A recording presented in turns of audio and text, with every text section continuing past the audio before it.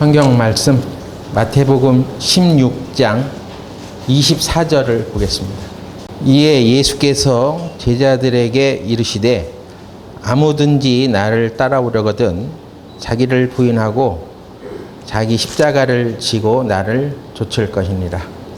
우리가 하나님의 부르심을 잊고 천국에 갈 수 있게 된 것은 참 감사한 일입니다. 근데 예수님께서는 예수님을 따라 움직이고 있는 제자들을 향해서 자기 십자가를 지고 나를 쫓아와야 된다고 말씀하십니다.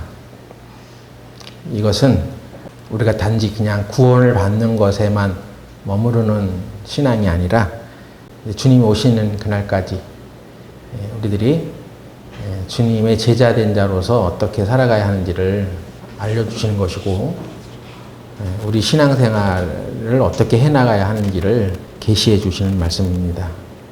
자기 십자가를 진다는 말은 내가 져야 할 어떤 짐이나 봉사를 말하는 것이 아닙니다.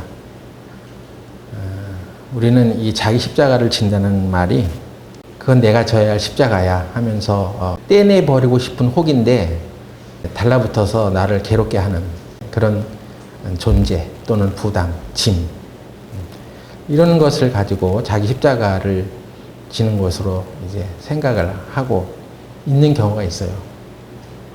근데 주님께서 지금 자기 십자가를 지라는 이 얘기는 그것이 아닙니다. 내 인생에 곁에 달라붙어서 나를 힘들게 하고 하지만 내가 감당해야 될 어떤 몫이라고 하는 것이 아니라 자기 십자가라는 것은 자기를 부인하는 것을 말합니다. 예수님께서 자신을 십자가에 넘겨주시고 자신의 생명을 포기하시고 십자가에 못 박힌 것처럼 우리도 우리 자신의 생명을 포기하고 자신을 십자가에 못 박고 주님을 따라가야 된다는 거죠. 그러니까 여기서 말하는 십자가는 자기 자신일 수가 있어요. 그것을 이제 어려운 말로 자아라고도 합니다.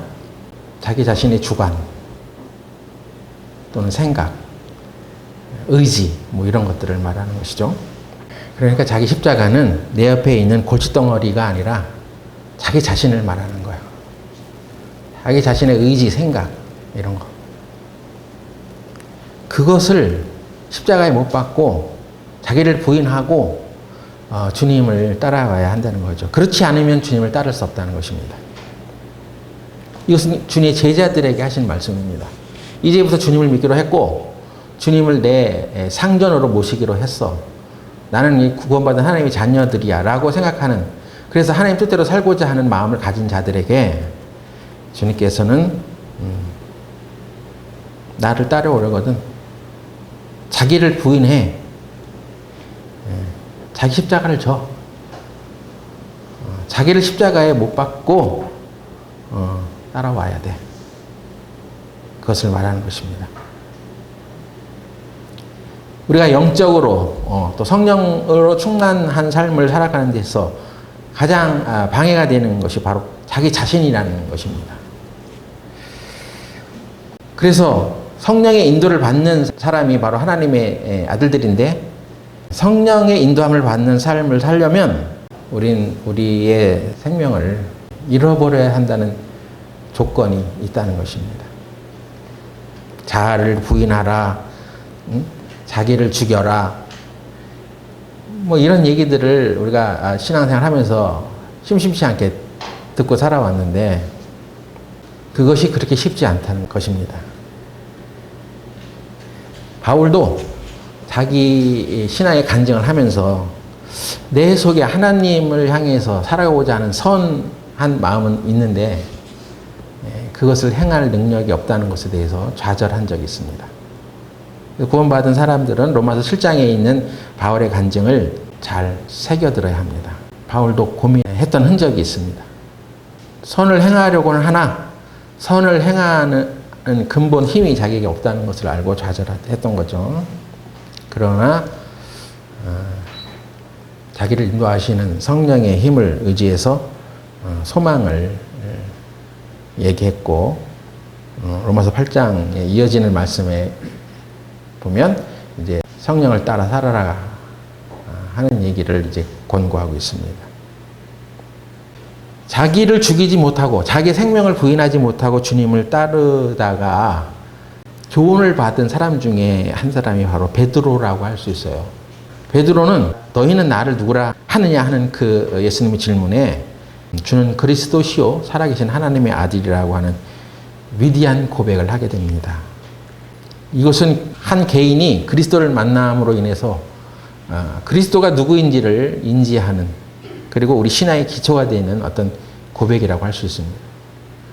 위대한 고백이죠. 주는 그리스도시요 메시아라고 하는 것입니다. 우리 죄를 담당하시는 분, 살아계신 하나님의 아들이다. 이런 진술을 했던, 이런 고백을 했던 베드로의 신앙은 정말 대단해 보입니다. 그 고백 위에 하나님께서 교회를 세우시겠다고 하셨고 천국의 열쇠를 그 고백한 그 교회에게 천국의 열쇠를 주겠다고도 말씀하셨습니다. 이제 그런 대답을 했던 베드로에게 네가 지금 했던 고백은 네 자신의 생각이 아니다. 그건 하나님께서, 아버지께서 너에게 주신 생각이다 하고 아주 극찬을 했죠. 그렇지만 이제 이날 후로 이제 예수님께서 자신이 십자가에 달리고 3일 만에 이제 부활할 것을 말씀하셨을 때 베드로는 그런 일은 있을 수 없습니다. 그리 마소서 하고 자기의 또 견해를 얘기하죠. 그랬을 때 예수님께서는 또 베드로를 향해서 사단아 내 뒤로 물러가라. 너는 나를 넘어지게 하는 자도다. 베드로가 위대한 진술과 고백을 했는데 곧바로 이어서 그런 마귀의 소리를 한 것입니다. 베드로의 입을 통해서 성령의 소리와 마귀의 소리가 함께 나갔다는 것입니다.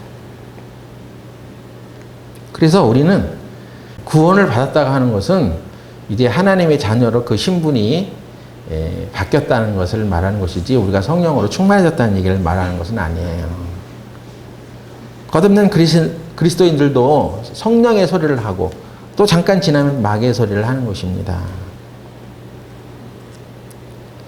그것은 예수님이 말씀하신 바 자기 생명을 포기하고 자기를 부인하고 자기의 생각, 자기 의지를 내려놓고 그걸 버리고 하나님의 생각과 하나님의 의지를 받아들여 가는 것이 신앙생활인데 그런 일에 실패할 수가 있는 거죠. 자기를 부인하지 못하는 것입니다. 그래서 결국 그렇게 위대한 고백을 했던 베드로도 예수님이 십자가에 못 박히는 그날 밤에 예수님을 부인하는 실수를 저지르죠. 베드로가 남긴 중대한 교훈이 있습니다. 자기를 부인하고 자기의 생명을 십자가에 못 박고 나를 쫓아가야 된다고 했는데 베드로는 자기를 부인하지 못했습니다. 그래서 누구를 부인했냐면 예수님을 부인한 거죠. 우리가 우리 자신을 부인하지 못하면 우리는 우리 생활 속에서 예수님을 부인하는 생활을 할 수가 있다는 것입니다. 그 자기, 그게 어디서 왔냐는 거죠. 또 예수님께서 지금 자기를 부인하라고 했었던 그 자기는 어떤 모습이냐는 것입니다. 물론 모든 우리 각자 갖고 있는 이 자아의식은 자기는 하나님부터 왔죠. 하나님이 주셨으니까. 근데 그 자기는 뭐냐면 스스로 결정할 수 있는 능력을 가진 존재라는 것입니다. 그래서 우리 혼도 위대한 능력을 가지고 있어요. 사람도 이 혼의 능력을 극대화시키면 어떤 위대한 능력들을 행할 수 있는 그런 사람이 됩니다. 스스로 결정할 수 있는 능력. 거기에는 어떤 억지나 강요도 필요 없습니다. 그런 능력을 우리는 가진 거예요. 스스로 결정할 수 있는 능력. 그게 바로 자기죠. 그것을 어려운 말로 자아라고 하는 거예요. 그런데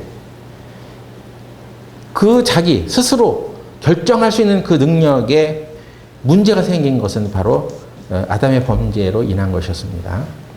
그래서 아담의 속성을 이어받고 있는 아담의 후손들은 다 스스로 결정할 수 있는 능력을 하나님을 위해서 쓰지는 아니하고 자기의 결정으로 그게 제일 선한 것이라고 생각하면서 이제 살아가는 존재가 된 것이죠. 그래서 그 마음속에 사람이 만들어지기 전에, 사람이 창조되기 전에 이미 천사 중에 하나님의 뜻을 거부한 타락한 천사 마귀가 일어났고, 그 마귀의 꾀임에 의해서 사람도 거기 넘어가는 것입니다. 그래서 마귀가 내가 하나님께 이 복종하는 것은 옳지 않다는 어떤 결정을 했던 계기가 있었습니다. 하나님께서 정말 아름다운 존재로 지었던 그런 천사 중에 우두머리가 하나님의 영광을 가로채고자 하는 그런 마음이 들었던 거죠. 그래서 내가 왜 하나님께 복종해야 돼? 내가 가지고 있는 이 능력으로도 내가 영광을 얻을 수 있는데 내가 하나님처럼 돼야지. 내가 왜 하나님께 복종을 해야겠어? 하고 반기를 든 거죠. 그게 사람이 만들어지기 전에, 사람이 창조되기 전에 이미 이 땅에 들어왔던 범죄였습니다. 하나님께 대한 범죄가 일어난 거예요. 그래서 사람도 그 마귀의 유혹으로, 야, 너도 스스로 결정할 수 있는 능력이 있잖아. 너도 의지가 있잖아. 네 생각이 있잖아. 어? 하나님이 그렇게 말씀하셨어도 네가 선악과를 먹음으로 인해서 죽게 되는 건 하나님의 말이지. 그 네 생각은 어때? 그렇게 되는 것은 불공평하지 않아? 너도 하나님처럼 될 수 있어. 하고 아담의 그 의지를 이제 충동질한 거죠. 그래서 사람도 그래, 내가 왜 하나님의 뜻에 꼭 복종해야 돼? 하고 선악과에 손을 대게 된 것입니다. 의지는 우리 마음에 있는 것이 표현되는 거예요. 우리 마음에 어떻게 하고자 하는 뜻을 갖고 있을 때 그걸 표현하게 되어 있습니다. 의지만 가지고 있지는 않아요. 의지가 없는 사람은 아무 행동을 안 하는데 의지를 갖고 있는 자는 그 의지를 표현하게 되어 있습니다. 그래서 내 의지를 갖고 있는 사람은 내 마음 안에 있는 것들을 표현하게 되고 그것이 이제 반역으로 이어지게 되는 거죠. 하나님의 의지를 도리어 하나님의 의지를 갖게 되면 하나님의 일을 표현하게 되어 있습니다. 근데 우리는 그 첫사람 아담의 범죄함으로 인해서 우리 의지만 가지고 살아왔어요. 그런데 한 의지가 우리 안에 들어왔습니다. 그게 바로 그리스도의 의지죠. 그래서 갈라디아서 2장 20절에 보면 이제는 내가 산 것이 아니라 그리스도께서 사신 것이라. 그래서 내 의지만 있는 것이 아니라 그리스도가 들어옴으로 인해서 그리스도의 의지, 하나님의 의지를 또한 가진 자가 된 거예요. 의지는 마음속에 있는 것들이 표현되는 것이라고 했죠. 마음속에 있는 것이 표현되지 않는 것은 그건 의지도 아니야. 뭐 의지야 그냥. 근데 의지가 딱 있으면 그걸 표현하게 돼 있습니다. 그래서 하나님께서는 그리스도를 우리 마음에 보내주셔서 우리 안에 거하시는 그리스도의 마음을 표현하고 표출하는 존재로 거듭나게 한 거예요. 그래서 바울이 이제 나는 십자가에서 죽은 자이고 그리스도께서 안에 들어왔기 때문에 이제 내 안에 사는 것은 내가 아니요 그리스도다 이렇게 말했죠. 나라는 존재가 있는데 이제 내가 사는 것은 내가 사는 게 아니야. 내 안에 계신 그리스도께서 사신 것이다. 그러니까 내 의지는 이제 죽어져 버리고 그리스도의 의지를 따라 나는 사는 자가 되었다 하는 것을 간증한 거잖아요. 그런데 구원받은 그리스도인들이 과연 그렇게 사느냐 하는 것입니다. 자기 의지를 죽이고 그것이 자기를 부인하는 거죠. 그것이 자기를 십자가에 못 박고 가는 것인데 그렇게 살아야 되는데 그리스도의 의지는 나타나지 아니하고 내 의지만 여전히 나타나고 있는 것이 문제 아니냐는 것입니다. 네? 여러분 주일날 교회에 오는 거 좋아하세요? 내 의지는 비 오고 바람 불고 눈 많이 오고 질척거리는 날은 오고 싶지 않은 거예요. 그게 내 의지예요. 내 의지는 내 주변에 일어나는 어떤 환경을 보고 형편을 보고 결정하는 것이 내 의지잖아요. 근데 하나님의 의지는 그것이 아니죠. 비가 오나 눈이 오나 바람이 부나 유행가의 가사처럼 오직 한 마음을 가지고 하나님을 영화롭게 하는 삶을 살기 위해서 달려갑니다. 그런 의지를 우리에게 주신 것이 바로 그게 성령이라고 하는 거죠. 성령이라고 하는 것은 어떤 매체가 아니죠. 무슨 도구도 아니고 한 인격이 내게 들어온 것인데, 그리스도의 인격이 내게 들어온 것인데, 그분의 인도를 받는 삶을 살아갈 수 있도록 해주신 거죠. 근데 대다수의 그리스도인들은 바울이 말한 바 갈라디아서 2장 20절에 말하는 내 안에 그리스도가 이제 사신 것이다. 나라는 존재는 이제 십자가에 못 박힌 것이고 그리스도의 의지를 따라 나는 사는 것이다. 암송은 하는데 그렇게 살지 않습니다. 그래서 성령으로 충만해지지 않는 거예요. 성령으로 충만해지는 삶을 살아라는 것은 무수히 우리가 많은 이야기들을 교회에서 들었어도 그런 거 알고 있지. 성령으로 충만해져야지 당연히. 근데 그렇지 못하죠. 왜 그렇습니까? 자기 자신을 부인하지 못하기 때문에 그렇습니다. 자기를 부인하지 않으면 예수님을 3년간 쫓아다녔던 베드로조차도 주님이 그런 고난을 받으시면 안 됩니다. 주님이 어떤 고난을 받으신다면 저는 그 죽음의 자리라도 제가 쫓아가겠습니다 했던 그 베드로도 보기 좋게 예수님을 부인해 버렸습니다. 자기의 생명의 위태함을 느꼈기 때문에 그렇습니다. 자기가 죽을지도 모른다는 이 위협 속에 자기를 부인하지 못하고 자기 안에 계신 생명 예수님을 부인하는 거예요.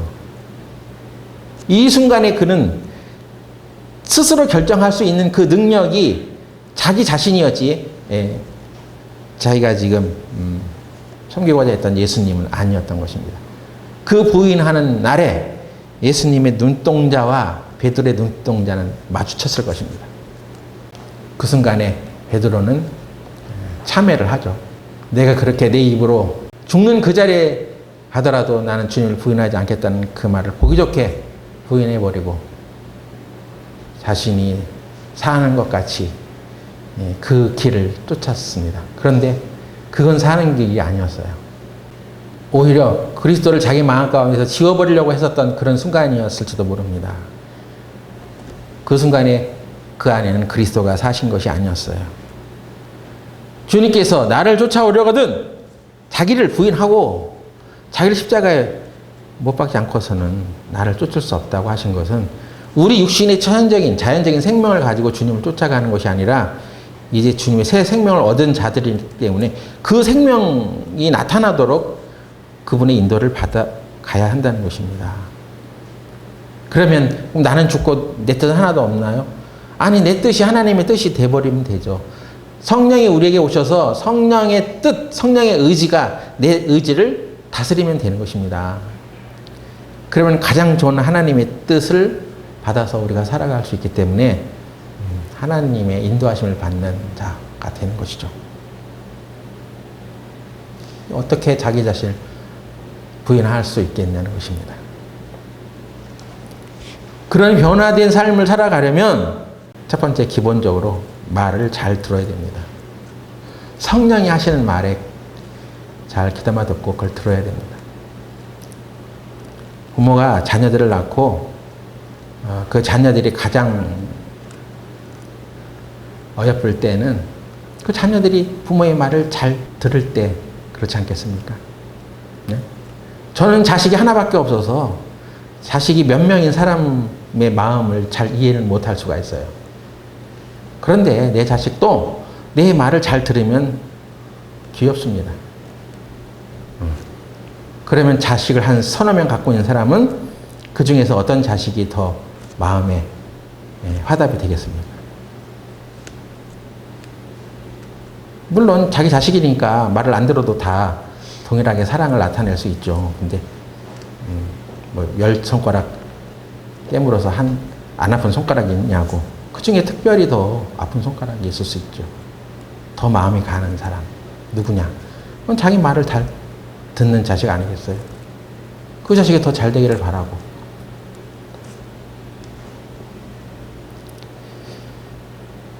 그래서 말 안 듣는 자녀들을 통해서는 그 부모의 뜻이 잘 전달되지도 않을 뿐더러 더 좋은 것들의 영향력이 나타나지 않을 것입니다. 우리가 이 신앙생활 함에 있어서도 우리가 영적인 그리스도인이라는 칭함을 받지 못하는 것은 영적인 하나님의 말을 잘 듣지 않기 때문에 그렇습니다. 말을 잘 안 들으면 그만큼 우리는 성장이 안 된 그리스도인처럼 살아갈 수밖에 없습니다. 그래서 하나님께서 우리에게 무슨 말씀을 하시느냐를 좀 잘 들어야 되는 것입니다. 단순히 그냥 설교 시간에 설교 잘 들어라 하는 얘기가 아닙니다. 우리는 이 주일 집회에 설교 들으러 온 것이 아니라 사실은 하나님의 영광을 나타내기 위해서 온 거죠. 이 예배라고 하는 총체적인 시간을 통해서 하나님의 영광을 드러내는 것입니다. 하나님의 영광이라고 하는 것은 영광이라는 것이 바로 그분 자신이에요. 영광이라는 말이 우리가 하나님의 영광을 나타낸다는 말은 그분을 드러내는 것입니다. 그분의 어떠함을. 그래서 우리는 예배 시간을 통해서 하나님의 어떠하심을 느끼는 거예요. 여기 와서 하나님을 만나는 것입니다. 그건 모임 장소를 옮긴다고 해서 달라지는 것이 아닙니다. 예? 어떤 마음으로 예배에 참석했냐는 것이죠. 우리는 이 세상에서 살아가면서 여러 정보들을 우리들이 만나게 됩니다. 그 많은 정보들을 우리들이 우리 앞에 쏟아지는데도 우리들이 가야 할 길은 하나님이 어떻게 말씀하시느냐 그거 아니겠어요? 그것이 자기를 부인하는 첫 번째 단계 아니겠어요? 내 생각은 이래. 내 견해는 이래. 그리고 저 사람이 그렇게 말했어. 내가 좋아하는 어떤 사람이 말했어. 그것이 나의 삶의 방향이 아니라, 판단의 기준이 아니라 하나님은 어떻게 말씀하셨느냐 하는 거죠. 우리들이 우리 자신을 굴복시키지 못하고 부인하지 못하는 것은 우리 자신이 너무 강하기 때문에 그런 거예요. 예수님도 그래서 더 강한 자가 와서 그 강한 자를 제압하기 전에는 그 집 안에 있는 것들을 빼앗을 수 없다고 했습니다. 더 강한 자가 누구냐? 그건 예수님이죠. 강한 자는 누구냐? 여지껏 우리를 붙들고 있었던 세상의 어떤 사상들. 결국은 다 그것을 마귀가 지배하고 있었을 테니까. 그 성령의 소리를 귀담아 들을 수 없을 만큼 우리는 너무나 많은 것들을, 정보를 다른 곳에서 얻어가지고 그대로 움직이기 때문에 그렇습니다. 여호수아 1장 7절 보시면, 오직 너는 마음을 강하게 하고 극히 담대히 하여 나의 종 모세가 네게 명한 율법을 다 지켜 행하고 좌로나 우로나 치우치지 말라. 그리하면 어디로 가든지 형통하리니. 하나님께서는 모세의 뒤를 이어서 여호수아를 이스라엘 민족의 지도자로 이제 세우고자 하시는데, 이스라엘 민족을 인도할 그 리더로서의 자격, 리더로서의 어떤 자세를 가르쳐 줍니다. 내가 모세에게 말해 주었던 그 하나님의 법이 있어. 그대로 다 지켜 행해. 좌로나 우로나 치우치지 마라. 그리하면 어디로 가든지 형통하리라. 그러니까 우리가 이 좌로나 우로나 치우치지 말아라 하는 이 말씀만 딱 따서 생각하면 좌익, 우익, 그 어느 한쪽에 편들지 마. 뭐 그렇게 생각할 수 있잖아요. 우리 유교적인 전통적인 한국인의 생각에 좌우로 치우치지 말라는 얘기는 중용이라는 것이 있어. 유교적인 생각에. 그러니까 너무 한쪽으로 치우치지 말고 좌로나 우로나 치우치지 말고 항상 딱 중용, 양쪽을 다 이렇게 잘 받아들여서 중용을 받아들여서 생활해. 그게 아주 지혜야. 그러니까 우리 유교적인 어떤 전통적인 생각과 성경의 생각이 이런 부분에서 아주 교묘하게 섞여 들어와 가지고 우리가 이 교회 안에서 그렇게 가르칠 수 있죠. 좀 중용의 정책을 펴. 근데 영어 킴징스 성경에 보면 그냥 너는 모세가 행한 율법을 다 지켜 행해. 그리고 좌로나 우로나 치우치지 마라. 이렇게 되어 있는 것이 아니라 내가 모세에게 가르쳐준 그 법은 하나님의 뜻이죠. 그리고 나서 그 영어 표현에 according to the law. 이 부분이 영어 킹제임스 성경에 들어있어요. 근데 그것을 우리 개혁성에 해석을 안 했을 뿐입니다. 그 법에 따라 내가 모세에게 가르쳐준 그 하나님의 계명, 뜻, 그것에 따라서 그것에 따라 그것에 준해서 좌로나 우로나 치우치지 말라는 거야. 다시 말하면 하나님의 가르쳐진 뜻대로 살아라 하는 것입니다. 그러니까 내가 좌로 저 사람들의 생각도 받아들이고 우로 예? 그 사람들의 생각도 받아들이고 이렇게 중용을 해서 살아가라는 것이 아니라 내가 모세에게 말한 그 법 그것으로부터 하나님이 주신 그 말씀으로부터 좌로나 우로나 치우치지 말라는 거예요. 그러니까 결국은 하나님 말씀대로 가라는 거예요. 그래서 내가 아무리 친한 사람이 좌에 있고 내게 도움을 많이 줬던 사람이 우에 있다 하더라도 그 사람의 낯을 보아서 그것을 수용하고 받아들이지 말고 그래 근데 너는 하나님이 뭐를 말씀하셨어 너에게 하나님의 말씀을 가지고 가라는 것입니다. 그대로. 그렇게 가면 이제 독선적이니 고집 세다느니 예? 뭐 얘기 들을 수 있겠죠. 융통성이 없다느니 응? 사람을 많이 포용하고 가려면 이 사람도 얘기도 듣고 저 사람도 듣고 해서 원수를 만나지 말았어야지. 그렇게 해서 좀 더 선한 영향을 끼쳐야 되지 않겠어 하고 우리는 인간적인 생각으로 그렇게 바라볼 수도 있을 테지만 그러나 하나님은 그런 것이 아니십니다. 좌로나 우로나 어떤 사람이 그런 생각과 교훈을 말을 해도 그것이 하나님의 말씀에 그것이 해당되지 않으면 그걸 따르면 안 된다는 거예요. 이게 리더의 자세예요. 이 리더십이라는 얘기죠. 특히나 하나님의 말씀을 담당하고 살아가는 사람들은 특히나 더 필요한 것이라고 생각할 수 있습니다. 하나님이 하신 그 말씀의 줄기를 따라서 그것을 쫓아서 살아가는 것이 내 자신을 죽이는 거죠. 자기를 부인하는 거죠. 아니 내 생각에는 그래도 이렇게 다 좀 아우르면서 가야 되지 않아? 그런데 하나님의 말씀은 그게 아니에요. 설사 그 사람이 너에게 재정적으로 많은 후원을 했던 사람이라 할지라도 그 사람이 하나님의 말씀에서 벗어난 일들을 하고 그것을 자꾸 주장하면 그걸 따르면 안 되는 거야. 하나님의 말씀으로 그걸 가르쳐 줘야 되는 거야. 그것은 잘못됐어요. 이렇게 말해주는 것입니다. 많은 목회자들이 사역을 해나가면서 자기를 재정적으로 많이 후원했던 사람들의 영향력이 휘둘려가지고 엉뚱해지는 사람도 많이 있습니다. 인간적인 친분은 있을지 모르지만 그 사람이 하는 얘기가 하나님 뜻에 올바르지 않으면 그 영향력을 받아들이면 안 되죠. 교회 안에는 나하고 생각이 다른 사람이 있을 수 있습니다. 아주 그냥 생각 자체가 다르게 보여지는 사람도 있을 수 있어요. 그런데 그건 상관없어요. 그렇게 생각할 수 있으니까.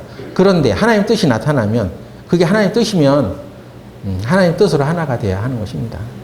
교회 안에서는 영원한 평행선처럼 사사건건 부딪히는 사람들도 있을 수 있죠. 뭔 말을 하면 그냥 서로 부딪혀. 근데 어떤 것이 옳으냐 하는 것을 말하면 그 중에 어떤 사람이 하는 말이 하나님 하시는 그 말씀에 적합한 것이 있습니다. 그럼 그것으로 하나가 돼야 되고 그렇지 않은 생각을 갖고 있는 사람은 자기를 굴복해야 되는 거예요. 그냥 내가 하는 얘기 다 반대 안 해?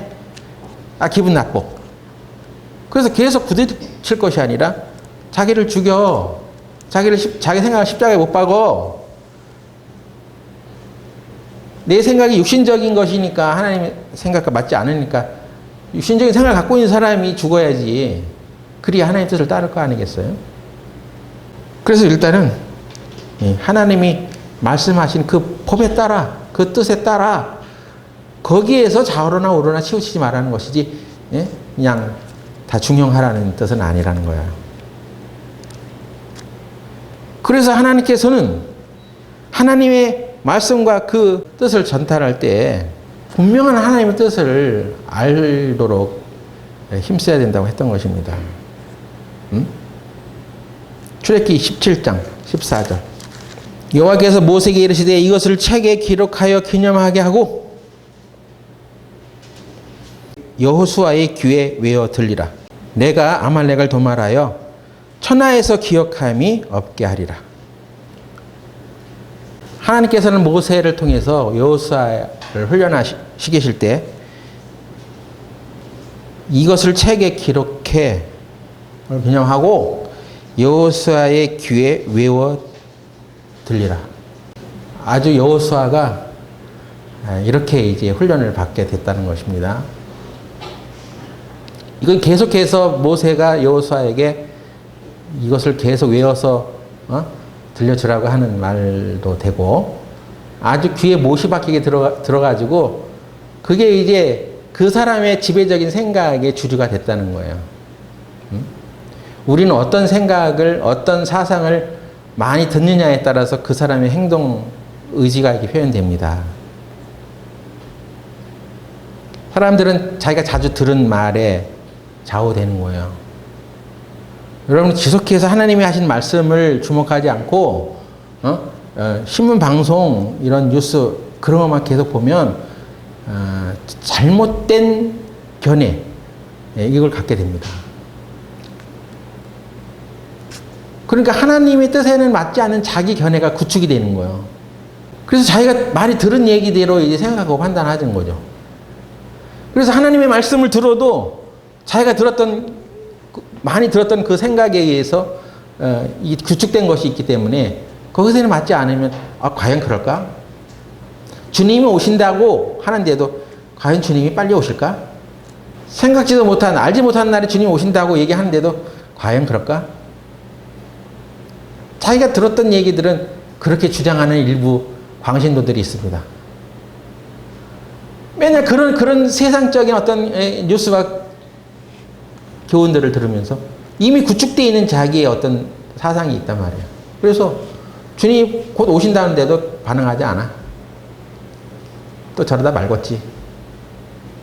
예전에도 말이요, 주님이 오신다고 이상한 종교단체에서 얘기를 해가지고 했는데 다 아니었잖아. 그럼 그 지금 자기 생각의 판단의 기준은 뭐예요? 그때 들었던 매스컴 뉴스, 그리고 자기가 봤던 현실, 이런 거죠. 그것이 바로 자기라는 거예요, 그것이. 예? 근데 하나님의 말씀을 보면 그렇지 않습니다. 생각지 못한 때, 알지 못하는 시간에 도적같이 오겠다고 하신 거예요. 그 말을 들으면 경계심이 일어나죠. 세상에서 어떤 소리가 일어나든 간에 주님은 오늘이라도 하나님의 뜻을 이루는 것이 오늘이라면 오늘이라도 올 수 있어. 내가 어떻게 살아야 되겠지? 하고 자기 자신을 경계하며 살아갑니다. 설교 시간에 똑같은 말을 자주 한다는 얘기를 저도 가끔 들어요. 어떤 사람이 우리 교회에 와서, 아니 목사님 왜 똑같은 말을 계속 하세요? 그 말을 하는 사람은 신앙생활 제일 안 하는 사람. 설교 시간에 잘 안 듣는 사람. 그래서 그분을 깨우치려고 막 설교를 했는데 끝나고 나서는 뭐 똑같은 얘기를 계속 하세요. 전혀 그 마음에 새롭게 깨달아진 것이 아니었어요. 똑같은 말을 왜 많이 한다고, 자꾸 한다고 그렇게 반응하냐. 정말 설교자가 설교 준비 안 해가지고, 준비성도 없어가지고 그냥 맨날 10년 전에 했던 얘기 그대로 써먹고 그러면 안 되겠죠. 그런 것이 아니면은 하나님 말씀을 똑같은 말 자주 한다고 하는 것은 그 말을 함부로 해서는 안 됩니다. 그 말을 듣고도 자기가 실천하지 못하기 때문에 계속 지적을 받는 거예요, 지금. 그러니까 그거 듣기 싫은 거예요. 나 듣기 싫은 말 하지 말라는 거야. 나 그래 알아, 그거. 그랬는데 지금 나 이게 사는 거 뭐 어쩌라고 하는 것입니다. 나는 바뀌지 않고 있는데 계속 얘기를 하니까, 이렇게 해도 자기를 탓하는 얘기고 저렇게 해도 자기를 지적하는 얘기야. 그러니까 자주 듣고 있는데도 불구하고 실천되지 않기 때문에 아주 듣기 싫어하죠. 좀 새로운 거 들려달라는 거예요. 그러면 그 새로운 거 들어서 그럼 그대로 해 또? 그러지도 않은 거예요. 여호수아의 귀에 외워 들리라. 아주 귀에 못이 박히도록 그에게 전해줘. 그 얘기는 그 얘기를 들어서 이게 축적이 되면 자신도 모르는 사이에 그 들은 대로 행동하기 때문에 그런 것입니다. 성부와 성자와 성령의 이름으로 세례를 주라는 말씀이 마태복음 28장에 이렇게 되어 있는데, 그 말씀을 자세히 보면 성부의 이름이 있어. 성부와 성자와 성령의 이름이 있어. 이렇게 생각이 딱 들어지겠죠. 그래, 성부의 이름은, 아버지 이름은 여호와지. 성자의 이름은 예수님이지. 그 성령의 이름도 있다는데 성령의 이름은 뭐야? 눈을 씻고 성경을 봐도 성령의 이름이 없어. 그러니까 이제 사람들이 그 말씀을 인용해서 만들어내. 성령의 이름이 바로 안상홍이야. 이 가르치는 것입니다. 성경에 이렇게 있잖아. 성부와 성자, 성령의 이름이. 근데 그 이름이 감춰 있어. 그건 왠 줄 알아? 그건 주님이 이게 감춰놓은 비밀이야 하면서 또 어떤 종교의 우두머리가 그게 바로 나를 말하는 거야 하고 자기가 성령이라고 말하는 사람도 있어. 그래서 이 기독교의 어떤 역사 가운데 성령의 이름으로 자기 자신을 둔갑시켜가지고 많은 사람을 미혹한 길로 이끌었던 사람들도 있습니다.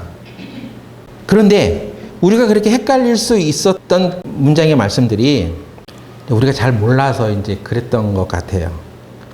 유대인들의 시각으로 이 성경을, 신약 성경은 거의 유대인들이 안 봤잖아요. 최근에 유대인 신약 성경이라는 것이 나왔는데 이 유대인은 예수를 믿는 유대인이에요. 그래서 이제 메시아닉 유대인이에요. 그 사람이 헬라어 성경을 여태까지 번역했던, 영어로 이제 번역했던 과정에 유대인이 거기에 직접 참여해가지고 그 번역을 하진 않았거든요. 근데 이 사람이 구원을 받고 나서 보니까 좀 미흡한 번역들이 있더라는 거예요. 그래서 이 사람이 신약 성경, 헬라로 된 신약 성경을 유대인의 시각으로 자기들이 알고 있는 그런 문화의 개념으로 좀 이렇게 번역해 놓은 게 있어요. 유대인 신약 성경. 유대인의 정통성, 문화, 유대인의 언어. 이것을 가지고 이제 번역을 했는데 마태복음 28장 19절을 보겠습니다. 그러므로 너희는 가서 모든 족속으로 제자를 삼아 아버지와 아들과 성령의 이름으로 세례를 주고, 아버지와 아들과 성령의 이름으로, 그 이름으로 이렇게 번역이 돼 있어. In the name. 이름으로. 그러니까 그런 좀 동기를 제공할 수 있었던 번역이었죠.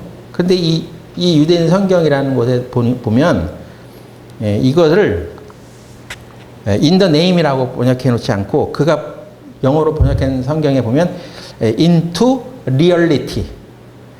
into reality. 한국말로 말하면 실제 안으로. 그러니까 이것은 유대적인 문화와 개념으로 본 것인데 유대인은 이름이라고 하면 그 이름을 그냥 명목상의 이름 뭐 이런 개념이 아니라는 거예요. 그들이 사용하는 그 이름은 그 실제를 말한다는 거예요. 그래서 유대인들이 이름, 자기 후손들에게 이름을 지을 때 그냥 막 짓지 않잖아요. 분명히 그 이름에는 그 사람의 어떤 본질, 실제, 이렇게 살아. 너는 이것이야 하는 그런 실제적인 의미가 주어집니다. 그래서 이 헬라어 성경에 in 혹은 into로 번역된 그 헬라어 단어가 에이스라고 하는 단어인데 이것을 in 또는 into라고 많이 번역을 하는데 헬라어 에이스 뭐뭐 안으로 뭐뭐으로 뭐 이렇게 번역되는 것들은 거의 다 가장 많이 해석되는 것은 오히려 into라는 거예요. 그 안으로. 그래서 사람의 이름은 그 사람의 실제와 인격을 말하는 것인데 성부와 성자와 성령의 이름으로 하던 그 말은 그냥 그 닉네임처럼 부르는 그러는 것을 말하는 것이 아니라 성부와 성자, 성령의 실제 속으로 침례를 주라는 것입니다. 그러니까 그 사람이 성부와 성자, 성령이 그 안에 들어가도록 실제 안으로 잠기게 하라는 것입니다. 침례에 잠긴다는 뜻이죠. 그러니까 우리가 몇 달 전에 이제 심리식을 행하는데, 침례를, 물에 들어가다 나오는 거니까 이제 침례를 줬어. 물에 잠기게 했어. 그리고 일어나면서 이제 예수 그리스도의 부활처럼 이제 그리스도를 쫓아서 그리스도를 주로 섬기며 살아가는 사람이 되라고 이제 다짐을 받았습니다. 근데 그건 형식에 불과할 수가 있단 말이에요. 실제로, 그러면 성부와 성령이 그 안에서, 성부와 성자, 성령이 그 안에 실제로, 잠겼냐는 거예요. 그래서 이게 들어와가지고 성령이 들어와서 이제 나를 지배하고 완전히 내 의지대로 사는 것이 아니라 내 의지가 하나님의 뜻에 점령을 당해서 성령의 인도함을 받는 사람이 되느냐는 거예요. 예? 그러니까 성령의 이름을 주장할 필요도 없고 아주 탁월한 번역이라고 생각돼요. 물론 다른 부분에서는 또 이게 합당치 않은 받아들이기 힘든 어떤 번역도 있을 수 있지만 이 부분에 있어서만큼은 그 신약 성경, 유대인 신약 성경이 유대인의 시각으로 그 번역된 것이 저는 굉장한 아이디어를 제공하고 있다고 생각합니다. 과연 우리는 예수님의 그 실제, 예? 성령의 실제와 성령의 인격이 우리 안에 우리를 감싸고 있습니까? 그런 침례를 받았습니까? 그래서 내가 완전히 그냥 성령의 지배 아래 완전히 잠겼냐는 거예요. 그렇게 되면 나는 내 의지를 가지고 살아가는 게 아니라 내 의지가 하나님 뜻에 딱 침례가 되어 있으니까 하나님의 의지대로 내가 살아갈 수 있지 않겠어요? 그러니까 자기 의지, 자기 생명을 죽여야 되고 버려야 되는 것이 급선무란 말이에요. 근데 우리 생각이 너무 강해. 아주 잘났어요. 그래가지고 하나님 뜻에 내가 굴복해 주지. 어느 순간에 하나님 뜻에 따라가 주지. 근데 그것도 내 마음에 안 들면 내 생각대로 살아야지. 이렇게 되는 것입니다. 로마서 8장 5절에 영을 따르는 자는 영의 일을 생각한다고 했습니다. 생각한다는 것은 우리 지성적인 의미, 예? 생각하는 기능, 예. 그런 것을 얘기할 수 있겠죠. 근데 단지 그런 지성적인 기능을 말하는 것이 아닙니다. 예? 생각하는 것은 나의 지성을 영을 따르는 일을 생각한다는 것이 아니라 그 생각은 영을 따르는 자는 영의 일을 생각한다는 것은 영을 따라가는 자들을 잘 보면 그의 성향이 그래. 예. 누가 뭐라고 해도 주님을 따라가라고 하는 성향이 있어. 그에게 그런 본질적인 것이 있다는 거예요. 아니 이것이 없으면 주의 영을 따르지 못하죠. 우리도 예전에는 그랬다는 거예요. 근데 이제 주님을 따르는 성향이 우리에게 들어왔단 말이에요. 응? 어떤 사람이 어떤 일을 할 때 그 사람의 성향이 그렇기 때문에 그렇게 하는 것도 있어요. 응? 어머니가 자식을 사랑하는 것은 어떤 성향이에요. 그건 본질이에요. 끔찍히 사랑하죠, 자식을. 그래서 자식들이 부모의 사랑, 특히 그 어머니의 사랑을 마음에 담아두고 그걸 잊지 못하는 것은 그 성향에 의해서 대접을 받았기 때문에 그렇습니다. 그래서 그 성향이 그렇기 때문에 내가 영을 따르는 자를 자세히 보니까 그는 영의 성향이 있기 때문에 그렇게 생각하는 거예요. 네? 그 성향은 어디서 주어지냐고요. 어머니가 내가 이제 자식을 낳고 나는 이제 어머니가 돼야 되겠다. 이렇게 해서 생겨지는 건 아니잖아요. 그건 그에게 주어진 본성이에요, 그냥. 우리가 그리스도의 영을 따라가려고 하는 것은 그렇게 살겠다고 하는 어떤 성향이 들어와야지만 할 수 있는 것입니다. 성령이 우리 안에 실제로 들어와서 그 성령에 잠기게 되어지는 것으로 인해서 우리가 이제는 주님을 따라가겠습니다 하는 제자가 되는 거예요. 그래서 마태복음 28장에 너희는 가서 모든 족속에게 복음을 전해, 예? 이렇게 말한 것이 아니라 모든 족속으로 제자를 삼으라고 했지 그냥 복음만 딸랑 전해주라고 한 것은 아니잖아요. 응? 아버지와 아들과 성령의 실제로 그 안에서 완전히 잠기게 하라는 것입니다. 그래야지 제자가 되는 거예요.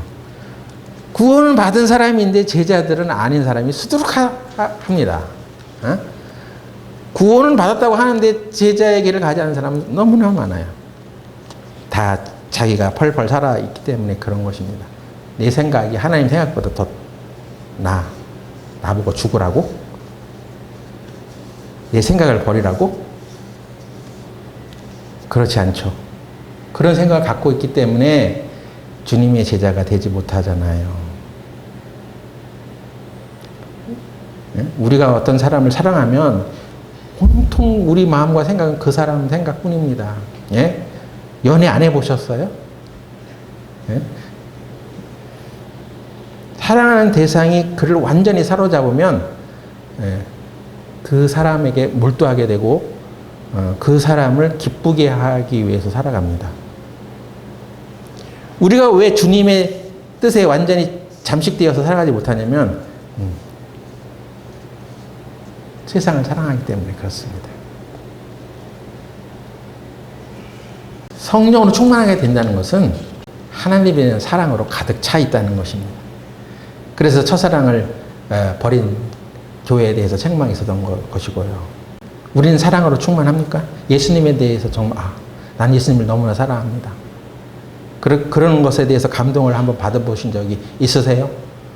우리가 그 연인을 사랑하던 그런 마음처럼 예수님에 대해서 곰곰이 생각해 보니까 참 예수님은 나를 위해서 너무나 많은 사랑을 베풀어 주셨네. 예수님 때문에 정말 눈물이 흐르냐고요.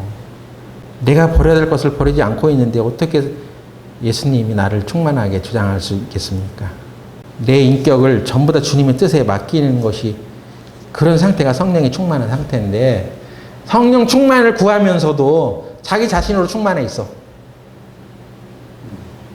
그러면 어떻게 자기를 부인하지 않고 있는데 어떻게 십자가를 질 것이고 어떻게 주님을 따르겠냐고요. 내 생각이 더 위대한데 그래서 자기를 부인하지 않으면 주님을 따라갈 수 없어요. 신앙생활 아무리 해라고 충고해도 못합니다. 네, 자기가 사랑하는 것을 쫓아가게 돼 있어요.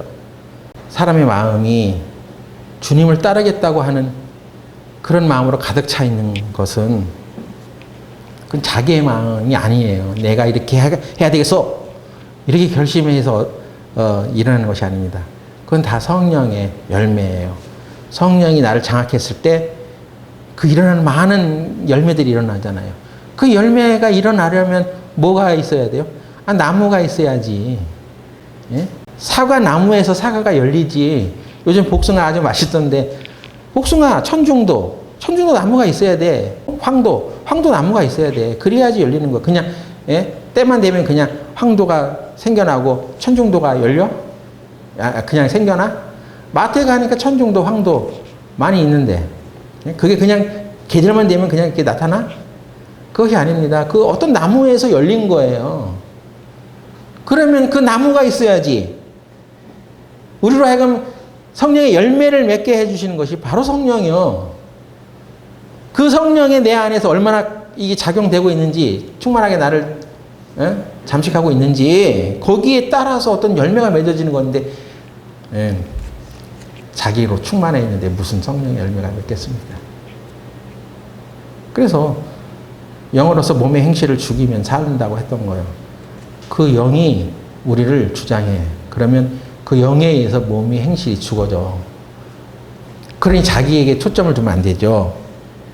우리는 성령의 인도하심을 받아야 됩니다. 그것이 바로 하나님의 아들이라고 했어요. 영으로 인도함을 받는 자가 하나님의 아들이다. 인도함을 받는 인생과 마지못해 끌려다니는 인생은 다릅니다. 여러분이 이 교회에 오고 성도들을 사랑하고 지체 안에서 서로 사랑을 나누고 하는 것은 하나님의 영이 우리를 인도하시기 때문에 일어나는 일들이어야 되는 거예요. 그것도 인도가 되니까 이렇게 참여하는 것이고. 근데 우리가 성령이 끌려다니는 인생, 그건 아니죠. 우리는 그거 하고 싶은데 그냥 끌려다니는 것이라면 성령이 우리를 인도하는 것이 아닙니다. 마지못해 교회 다니고, 마지못해 그냥 봉사하고, 마지못해 그냥 교회 일에 참여하고, 그것은 아닙니다. 끌려다니는 인생과 인도함을 받는 인생과는 다릅니다. 끌려다니는 인생은 자기의 의지, 감정, 그런 것에 따라서 살아가는 사람이죠. 돈에 의해서 끌려다니잖아요. 돈이 주장하는 대로, 돈이 요구하는 대로 우리가 의사를 결정하고 이렇게 하면 그것은 성령의 인도하심을 받는 인생은 아닙니다. 내 감정에 의해서 살아가는 사람, 성령의 인도를 받는 사람이 아니죠. 그냥 끌려다니는 거죠. 분위기 보니까 그냥 이렇게 좀 몇 번 헌금해야 될 것 같은 분위기니까 헌금하고 마음속으로는 그냥 아이 기분 나빠. 다음에 이런 거 있으면 안 돼. 근데 성령의 인도함을 받는 인생은 자기에게 초점을 두지 않습니다. 마지못해 끌려다니는 인생은 자기 주변의 것들에 대해서 많이 영향을 받잖아요. 그런데 성령의 인도함을 받는 사람은 그런 주변의 것이나 자기에게 초점을 두지 않습니다. 오직 하나님의 말씀대로 내가 살아가야 된다는 그것에 초점을 맞추고 있죠. 그래서 그러다 보니까 자기가 어떤 옳은 일을 했는데도 불구하고 그것을 자기가 그 옳은 일을 했는지도 인식하지 못하는 상태가 있을 수 있어. 예?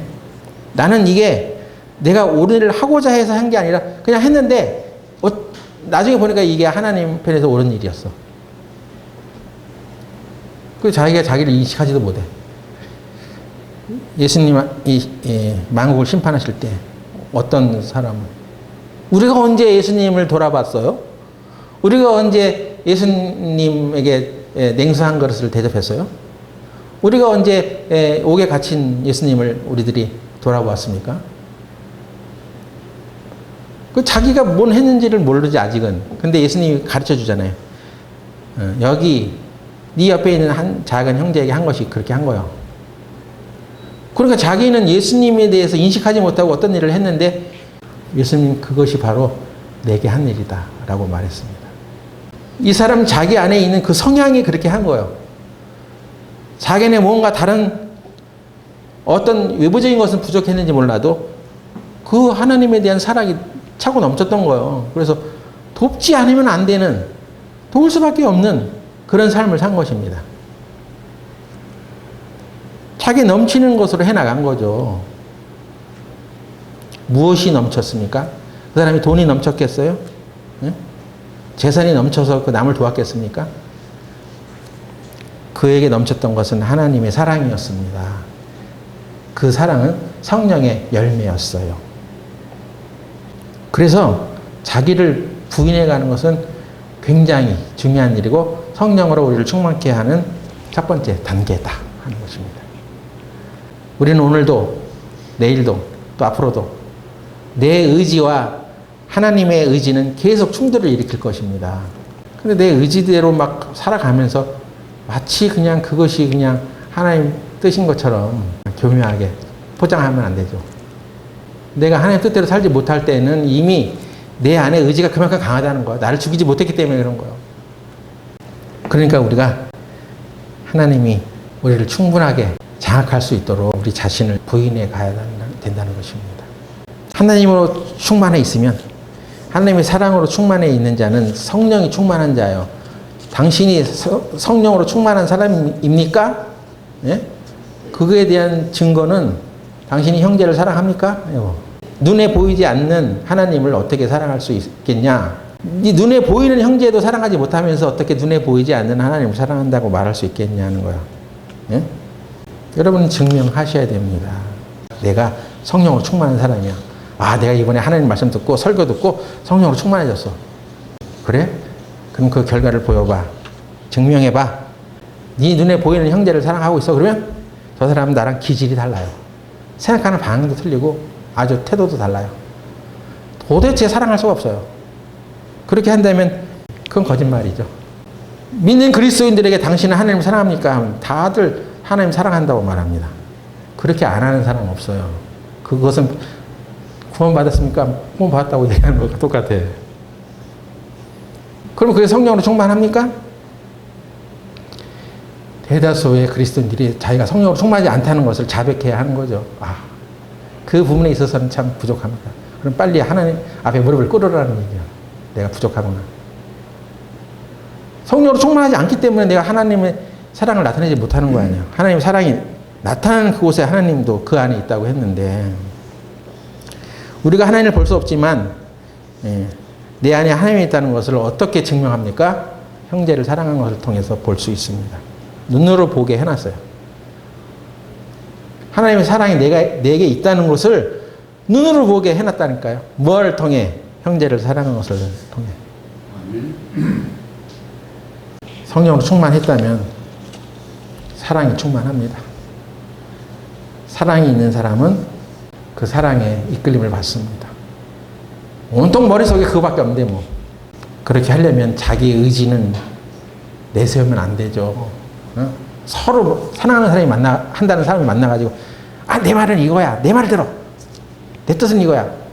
서로 그렇게 하면 싸우고만 있으면 그 사랑은 이루어지지 않잖아요. 어느 한 사람이 자기를 탁 죽이고, 그래, 당신이 오라 하고, 딱 이런 순간에 돼야지 되는 거예요. 우리는 계속해서 우리 안에서 하나님의 영과 마귀의 이 의지가 나옵니다.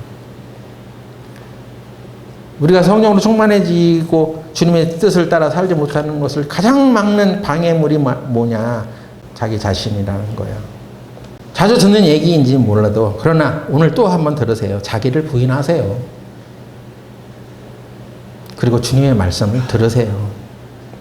그래서 우리가 다 하나님과 좀 사귐이 좀 증가하는 사람들이 되어야 한다는 것입니다. 여러분, 세상 사람들과 너무나 많이 친하게 지내요. 많은 시간을. 그런데 하나님과는 잘 사귀려고 하지 않아. 하나님과 사귐이 일어나려면 일단 예배를 잘 드려야죠. 예배 시간에 잘 참석해. 우리 교회 나오라는 얘기 아니에요. 우리 교회 안 나와도 돼. 근처에 정말 힘들어서 가까운 교회 나오고 싶으면 나가셔. 복음을 잘 전하는 교회에 연결되어서 하나님을 더 가까이 하면서 살아가는 데 도움이 된다면 그렇게 하세요. 근데 교회 예배를 잘 참석하지 않는 이유가 세상 사람들을 사귀러 다니냐고 바빠.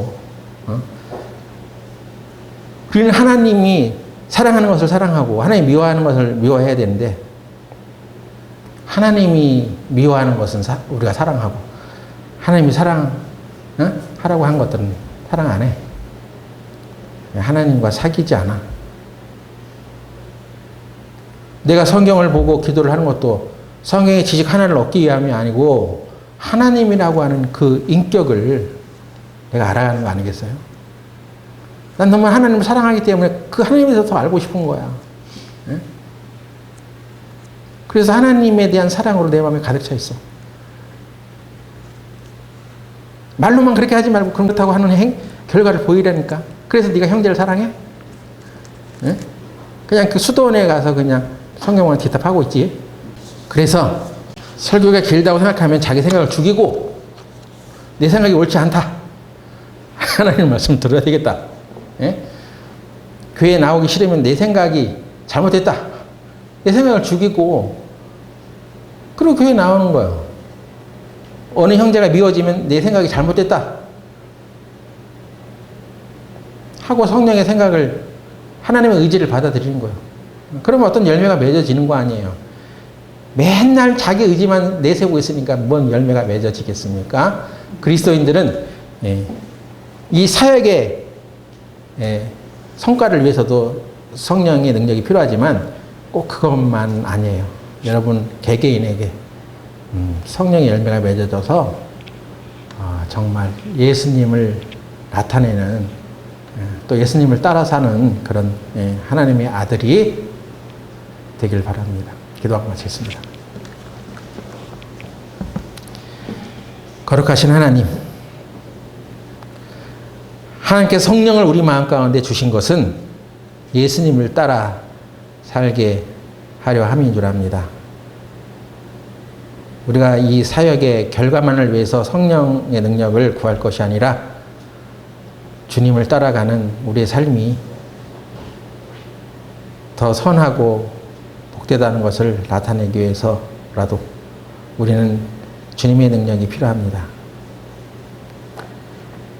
주님을 따라가는 삶을 살려면 자기를 부인해야 된다고 했습니다.